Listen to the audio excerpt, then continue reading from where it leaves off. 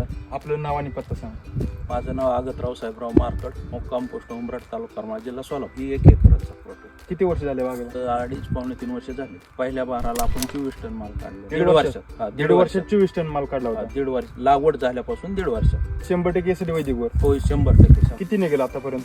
आता आपला ही दुसरा सीझन आहे. म्हणजे आता ह्या वर्षी आपल्याला टार्गेट 30 टनाचं. 30 टनाचं आणि 100% निघणार. पहिले केमिकल वर ड्रॅगन करत होते, काय समस्या? पहिल्या समस्या केमिकल मुळे मुळं त्यांची व्यवस्थित चालत नव्हती. कीटकनाशक मुळे न चालल्यामुळे झाड स्ट्रॉंग बनत नव्हतं. झाड न स्ट्रॉंग बनल्यामुळे मग कीटकनाशक कीटक ही ती आपल्या म्हणजे रोग वगैरे वाढत होते. म्हणजे रोगा फवारणी खर्च जास्त होत होता. खर्च जास्त होता. आता तुम्ही वैदिकचा वापर करताय, काय समस्या क्लिअर झाल्या? आता वैदिक वापरल्यापासून आपल्याला फवारण्यावरचा तर 80% खर्च कमी. म्हणजे तुम्ही बेसवर काम केलं. हो. जर तुमची माती जर सुपीक आणि कसदार असेल तर तुमचं पीक जोमदार पीक जोमदार येणार, म्हणजे हो. कुठलीच समस्या येणार नाही. आता तुम्ही मगाशी म्हणले होते की एक फळ तुमचं किती ग्रॅम भरलं होतं? आपलं फळ 1 किलो 18 ग्रॅम पर्यंत आपलं फळ भरलं. मार्केटमध्ये असं तुम्हाला पाहायला भेटतं का एवढं वजनाचं?